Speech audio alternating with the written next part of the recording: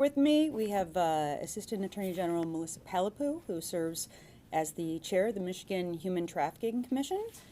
Department of Attorney General Criminal Justice Bureau Chief Danielle Hageman-Clark, Chief of Criminal Investigations Aubrey Sargent, Department of Attorney General First Assistant in the Criminal Trials Division Danielle Rousseau-Bennett, HSI Detroit Special Agent in Charge Angie Salazar, the Director of Michigan State Police, Colonel James Grady, and St. Clair Shores Deputy Chief Paul Plaza.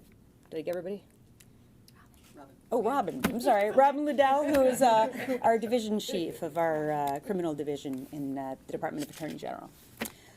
So over the course of the last several hours today, and continuing at this present time, my office, alongside Michigan State Police, MSP Comet, the Federal Homeland Security Investigations, St. Clair Shores Police Department, and Sterling Heights Police Department executed search and arrest warrants against 4 individuals, 2 residences, and 4 alleged illicit massage parlors throughout Wayne and Macomb counties in connection to an international human trafficking ring and forced commercial sex work. In the course of our searches of the 4 massage parlors today, we liberated 7 to 9 women of Chinese and Korean nationality from the horrors of what we allege to be a sex trafficking ring right here in Metro Detroit. The reason I'm saying 7 and 9 is because it's not clear to us yet who was a victim and who might be a criminal defendant. We're presently coordinating housing and other resources for these victims alongside community partners Avalon Healing, Garden of Hope, Beauty for Ashes, Common Ground, and Asian Services in Action, or ASIA, as they begin to put their lives back together after weeks and months of forced commercial sex work in our communities. I want to say the totality of what we'll be describing today are only allegations, of course, legally speaking. All the defendants at this stage of the criminal justice proceedings are presumed innocent unless and until proven guilty in a court of law, though proving these charges is absolutely what we intend to do. Our lengthy and thorough investigation began in the summer of this year and involves several law enforcement agencies on the local, state, and federal levels, several undercover police operations within the illicit parlors, and employed extensive physical and digital surveillance of the subject massage parlors and numerous suspects, requiring scrutinizing business records and registrations, and we employed a victim-centered anti-human trafficking law enforcement approach. This operation has put an end to a significant human trafficking ring, as large as any that we've uncovered here in the state of Michigan. And we believe this ring is only a part of a larger national criminal syndicate, and our investigation remains ongoing as we delve into the trove of evidence acquired today. It should be made clear that Michigan will be no harbor for the heinous trafficking trade for forced labor, sexual or otherwise. Today, through the tremendous coordinated efforts of dozens of law enforcement officers, we arrested Jinju Zin, a 45-year-old woman who travels with a Chinese passport, who we allege to be the head of this trafficking ring. Jin's primary residence is in Flushing, New York. She was arrested by the Michigan State Police after arriving in Michigan this morning. She's charged with conducting a criminal enterprise, a 20-year felony, conspiracy to conducting a criminal enterprise, a 20-year felony, accepting earnings from prostitution, a 20-year felony, transportation for the purposes of prostitution, a 20-year felony, money laundering, second degree, a 10-year felony, and keeping a house of prostitution, a 5-year felony. Hao Zi Piao, a 60-year-old woman from China who assisted with the operations of several parlors with Ming Li, is charged with conducting a criminal enterprise and multiple other felonies, including 2 counts of keeping a house of prostitution and 1 count of money laundering, a 10-year felony for washing parlor earnings through extensive gameplay at various Detroit casinos. Also charged, John Villacerda, a 60-year-old man from Clinton Township, a Michigan resident, American citizen who worked in service of this ring, providing transportation of the trafficking victims between airports and other parlors. He's charged with conducting a criminal enterprise, conspiracy to commit conducting a criminal enterprise, and transportation in service of prostitution, a 20-year felony. And Michael Navoy, a 70-year-old Michigan resident of Allen Park, who has been charged by the Wayne County Prosecutor's Office with human trafficking, forced labor resulting in commercial sex activity, human trafficking, forced labor, accepting earnings of prostitution, keeping a house of prostitution, and use of a computer to commit a crime. Charges have also been filed against the following, who are not yet in custody: Umar Luge, a 53-year-old man who is a non-citizen from West Africa, who is believed to be both a business and domestic partner of Jin and an essential part of operating the criminal enterprise. Luge assisted Jin in the operations of multiple illicit massage parlors within this particular criminal enterprise, and is charged with conducting a criminal enterprise, conspiracy to commit conducting a criminal enterprise, accepting earnings from prostitution, and keeping a house of prostitution. We believe Luge to be out of the country at this current time. Ming Lee, a 59-year-old man who is an undocumented immigrant, is alleged to be the owner of multiple illicit massage parlors involved with this ring. Lee is charged with conducting a criminal enterprise, conspiracy to commit conducting a criminal enterprise, keeping a house of prostitution, and a few more crimes, I think. Are there two other charges on him? The conspiracy to commit, and then the keeping the house of prostitution. Okay, thanks. Efforts remain underway to bring Lee into custody and will continue today. The charges against Jin, Villacerda, and Luge have been filed in the 40th District Court in the city of St. Clair Shores, and the charges against Lee and Powell have been filed in the 36th District Court in Detroit. The charges against Navoy have been filed in the Wayne County Prosecutor's Office in the 28th District Court in Southgate. As some of these defendants are believed to be non-citizens of this country and pose certain flight risks, and while we have each in custody, we are requesting that the courts not offer any bond and secure their passports. Their arraignments are not yet scheduled. This investigation began as two separate cases. One started with the St. Clair Shores Police Department investigating a suspected illicit massage parlor in their city, alleged today to be a house of prostitution, and a criminal enterprise profiting from the forced commercial sex servitude of helpless victims trafficked across an ocean more than 6,000 miles from home. A second investigation began with Michigan State Police assisting the Maumee Police Department in Ohio, and that led to the discovery of numerous illicit massage parlors in southeast Michigan. One of the agencies learned of each other's work, and with the overlap of defendants, they began to coordinate their investigations, and that's what's led to the arrest today of these four individuals.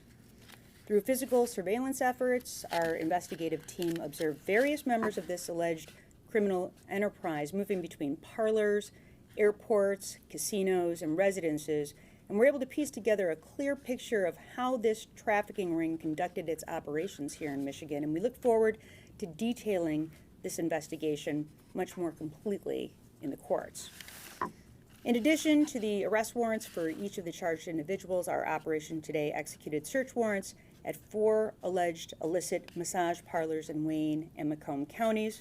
So search warrants were executed at 111 Healing Studios in St. Clair Shores, which is on Harper near 12 Mile Road, AM Healing Studio in Sterling Heights near the intersection of Metro Parkway and Mound, Magic Health Spa in Detroit and 8 Mile Road in Lasher, 8 Star Spa in Detroit on 8 Mile near I-75, and additionally 2 search warrants were executed at residences of several of these individuals that were charged in Detroit and in Clinton Township.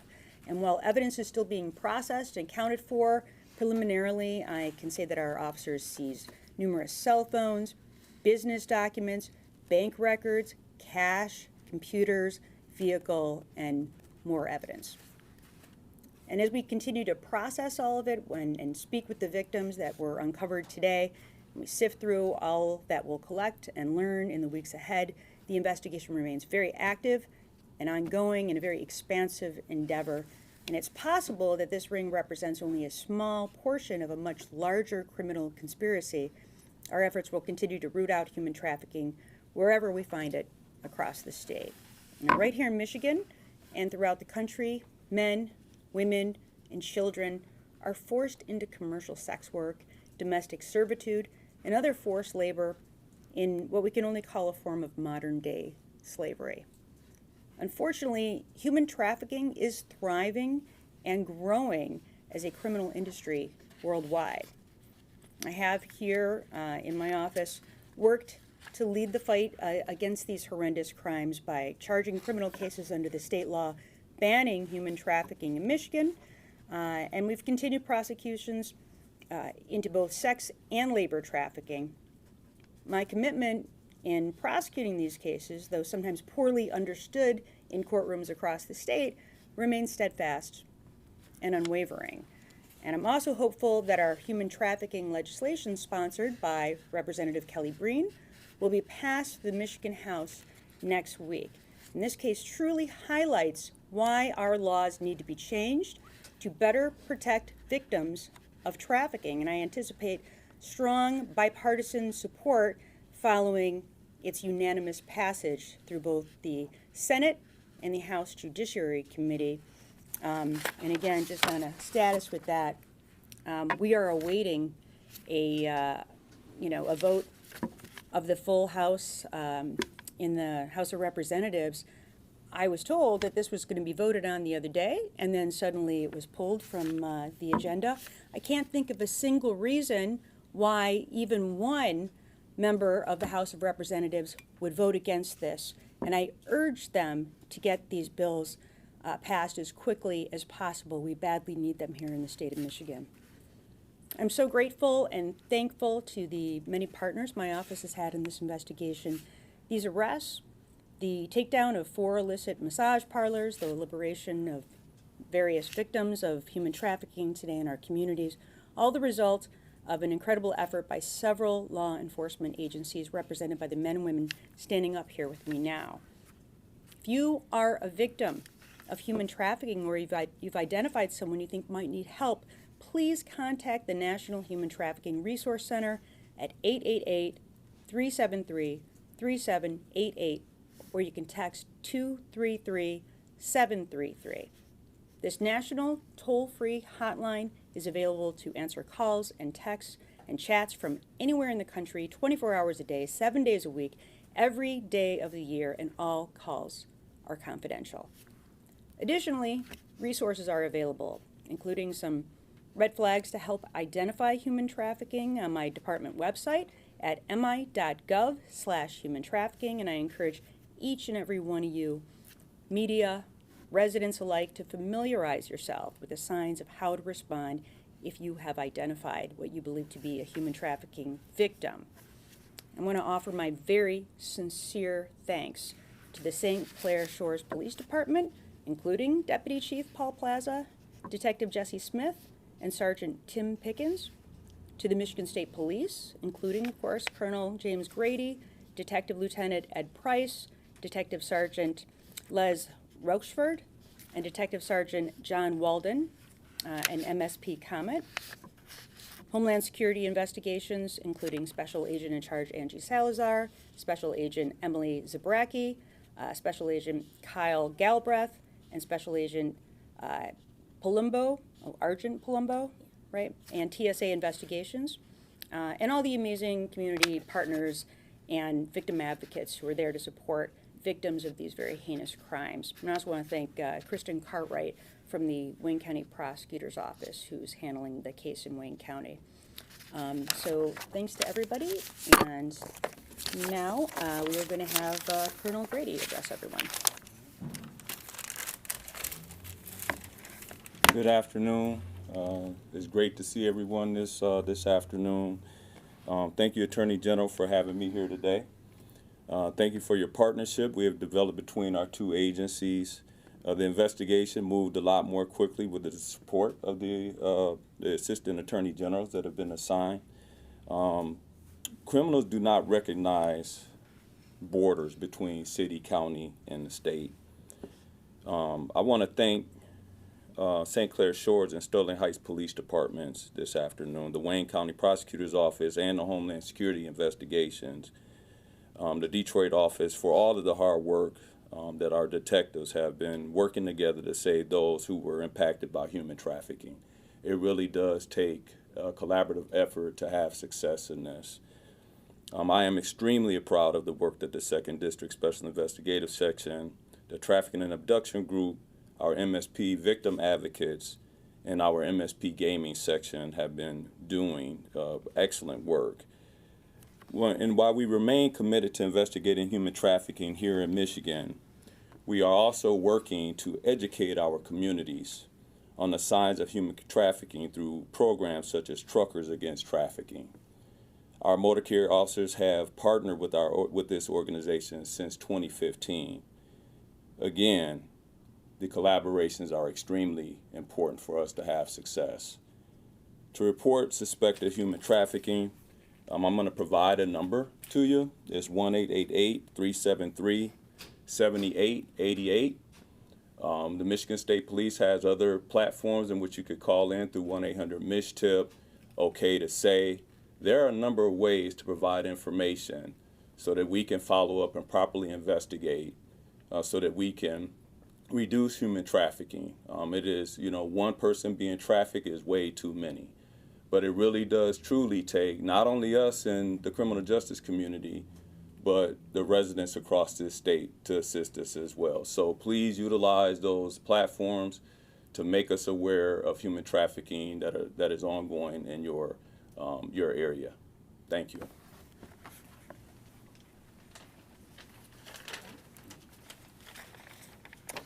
Good afternoon. Thank you for being here.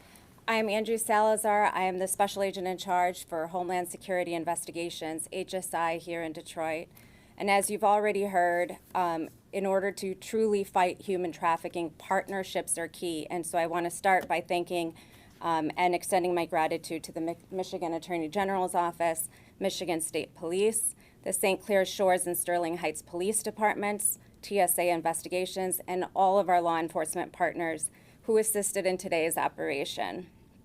As you've heard, this morning we had a joint successful operation into a human trafficking investigation. Right now, our special agents, victim assistance specialists, forensic interviewers are working to gather more evidence and ensure these victims receive the care and services they need. HSI stands committed to combat human trafficking, not just here in Michigan, but across the nation and around the world. Our efforts rely on strong partnerships with local, state, federal law enforcement and our non-governmental organization partnerships. This way we can hold traffickers accountable and protect victims. At HSI, we follow a victim-centered approach, placing as much importance on supporting survivors as we do on prosecuting the criminals. This approach ensures victims have a voice and the resources they need to rebuild their lives. I'm immensely proud of the work our team does every day to dismantle trafficking networks and deliver justice for those who cannot speak for themselves. Together, we are sending a clear message. Human trafficking will not be tolerated in our communities. Thank you.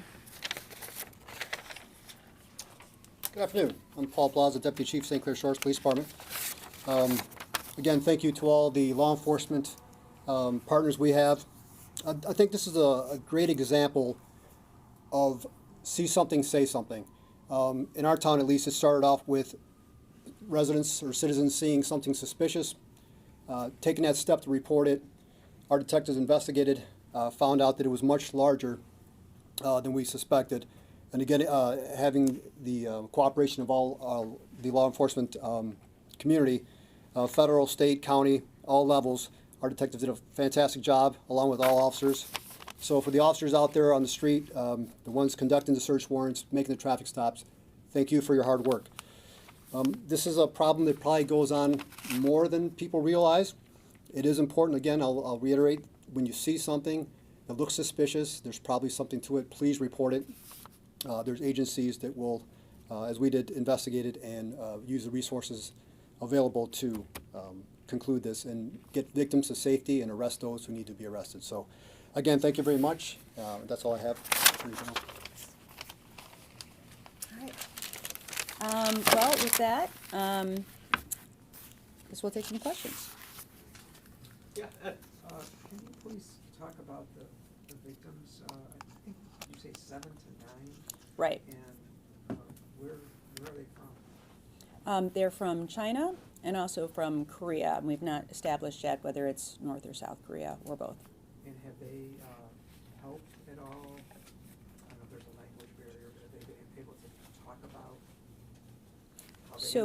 how they ended up where they are? Right. I mean, that's the hope, right? This just happened, and obviously we were prepared for there to be a language barrier, so we wanted to make sure that we had language access available so that those conversations could be had. And, they're being interviewed, but also, being provided housing. And, of course, we want to make sure that in the event they need medical attention, that we're doing that and that they're taken care of. And I will say, one of the big challenges to prosecuting human trafficking cases is that these folks are scared. They're terrified. And we want to do everything we can to make sure that they feel as safe and secure as possible. But those interviews and those conversations are being had as we speak. And I'm sorry, finally, do you believe that they were brought to the U.S. Illegally? Yes. I mean, not illegally. They're here legally, correct? They're here legally. Right. They're here legally. Correct. Yeah, Alyssa. Is there any investigation into people who may have visited this massage parlors at all? I think that part of the investigation obviously will be if there's any record keeping, and any potential crimes will be investigated from there. I mean, I will say this: these illicit massage parlors, they're only profitable because they have customers, right? And I think it's an important message to people who frequent these types of massage parlors. And let me be very clear: if you're at an illegal massage parlor, you know it. It's not a surprise. In the case of some of these parlors that we're talking about, when you have to get buzzed in, it's probably illegal. When the women who are performing the massage are wearing lingerie, it's probably illegal. When they offer you a menu of services that are sexual in nature, it is definitely illegal. So we want to make sure that people understand this is not a victimless crime. It's very much a crime that involves people who are victims of some of the most, horrendous behavior you can imagine. I mean, these are folks that are kept in these buildings. They're not allowed to leave. They were even taken to gyms just for the purposes of showering and then brought back. They don't have a life. This is their entire life. And it's a terrible way to live. So if you are frequenting an illicit massage parlor, you are creating more victims. Yeah, Gino. Yeah, thank you. That being said, can you talk about the effort to go after individuals who patronize these types of illegal establishments? That's going to be part of the investigation. So when people were calling about seeing things suspicious, what exactly were they saying? Like, what did they report exactly? Sure. Well, without, sometimes you got to be careful because of where the source of information may come from. But a lot of things are associated with people at these massage parlors. You don't see employees come and go like you normally would. So a lot of times they may stay at these places during odd hours. You don't see them coming and going to work like like you would normally see. The kind of clientele as well that you see going in. When you have weekly massages, perhaps, at the same people, that might be an indication. And then word gets out. It's hard to keep that quiet for too long. People speak, and some people who hear these things take a stand and report it. So that's what happened in our case. Someone saw something suspicious. They didn't see a business operating as it normally should. Hard to kind of put that together, but you know when something doesn't seem right. Surveillance is conducted, and we move forward from there. Yeah. Do you think there are other operations within this ring still in Michigan or other states? I think it's likely, yes. All right, Will? Can you describe just how sophisticated this network is to, stay out of sight from authorities? Well, I don't know that they did stay out of sight from authorities, but I mean, how long were they Melissa, operating before do it you want to was answer that? discovered? Well, without giving too much detail, because most of the detail has to come out in court, I will just say that this is an operation that involved crossing state lines. So you have individuals who do not live in the state of Michigan, and they would be coming in to Michigan, making their rounds, going to the casino to launder their money, and then exiting the state of Michigan. So these are buildings that don't get a ton of the only people coming and going into these buildings are people who are asking for the illicit massages. So it's not something that is going to be in everybody's face. These are buildings that are not necessarily marked for the purpose that they are there for. Hillary? Is there some way to characterize how ubiquitous this is? This is the first time we've heard about massage parlors, clearly, where there's illicit activity going on. Is there a way to characterize how ubiquitous you think this activity is? oh, I mean, we think it's widespread. It's just, again, these are difficult crimes to prosecute.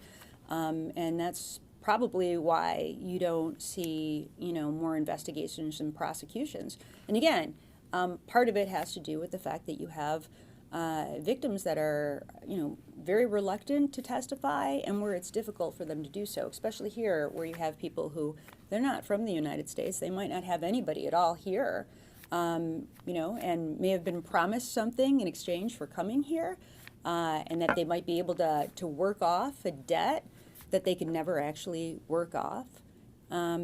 So this, again, is one of the reasons why we're asking the legislature to please pass these laws that make it much easier for us to prosecute these cases. There are a lot of barriers right now, and the legislature could do something to make it easier and to make sure that we are targeting the right people. The last thing that we want to be doing is to be charging people who are victims of human trafficking with criminal offenses. But unfortunately, in the past, that's something that has happened all too frequently, because they are the most obvious person who has committed some sort of crime, but really, again, they're victims. They're being trafficked. They're not there voluntarily. They're not there because they want to be engaged or involved in this kind of conduct. So I think it's a significant problem, and hopefully, again, we'll have more tools available in order to be able to expose that and to be able to stop some of these parlors from continuing to engage in this trafficking activity. And I'm really grateful for all the partnerships that you see up here. And for the purposes of my office, I'm particularly thankful for the hard work of Melissa Palapoo, who's only been in this position for about a year now, and has done some tremendous work. And I'm hoping that people will hear this, see this, and know that if you are engaged in human trafficking through one of these illicit sex parlors, it's only a matter of time, hopefully, before we discover you. And were there any additional raids that occurred prior to this morning as part of the investigation? As part of this investigation? No. Well, okay, just check it. No. Melissa? Will there be any efforts to reunite victims with their family members or anything like that? Well, they don't have family members here. Okay. Yes. They would have to go home for that, right? But there's a special visa, a T visa, it's called. And it's expressly for the purposes of making sure that people are not getting deported if they are human trafficking victims. So they will be provided with those. I don't want to speak for HSI, but Yeah, they're entitled to certain, if they're here illegally now, so they'll be entitled. The federal law allows for a short-term permission to stay and then a longer term, which is a T visa for victims who've been identified as as victims of human trafficking held against their will. I have another one from Gino, and we'll do a couple more if there are.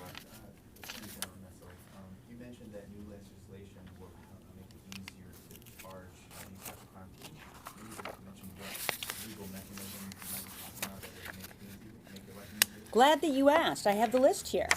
So what these bills do is they give prosecutors additional tools to hold traffickers accountable, while also provided the much needed support and tools for survivors in Michigan to reclaim their lives and to move forward. And how do we do that? By allowing survivors of human trafficking to have criminal convictions set aside if those offenses were a direct result of their victimization. They provide an affirmative defense for survivors if a crime was committed as a consequence of being trafficked. And you heard me say earlier, we're not sure how many victims there are, right?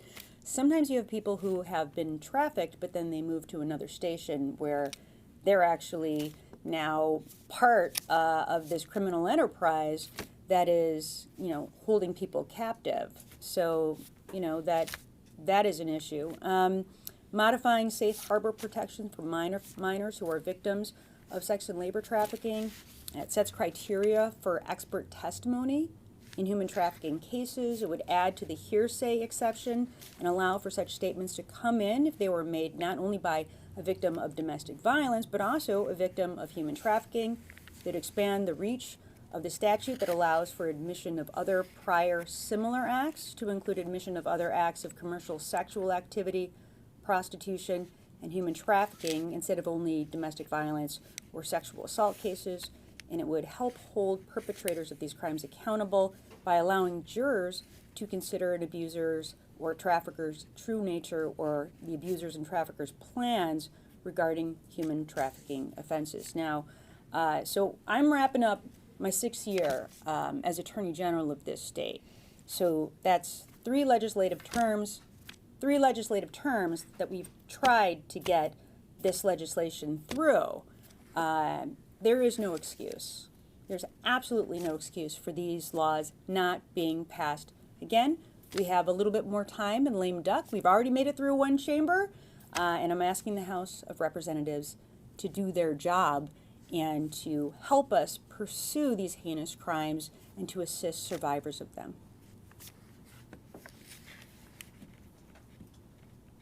Yeah, Melissa. Were any of the victims minors involved in, is there anything else? No, not that we discovered today. Ed, you want to close us out? You have people here from state and local agencies, some from the federal government, and you talked about people moving from state to state, overseas. Does the U.S. Attorney's Office have an interest in these types of cases? Does that matter? Would that help?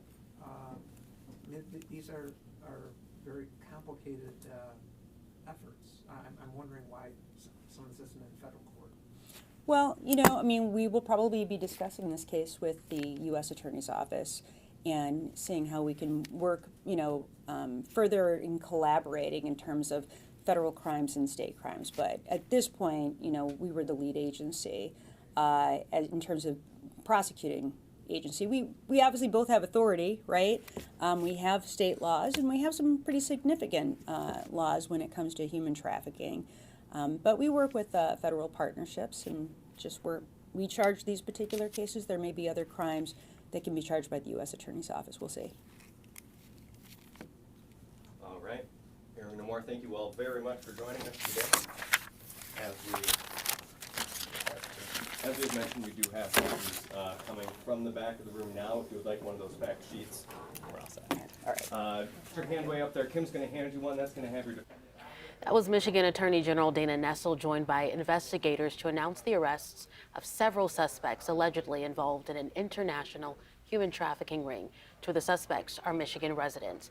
We have the human trafficking tip line on your screen there, a reminder to seek help if you need it. And if you see something, say something. Our Gino Vici will continue our coverage on this story with details at 4. For now, thank you for watching. We'll see you then.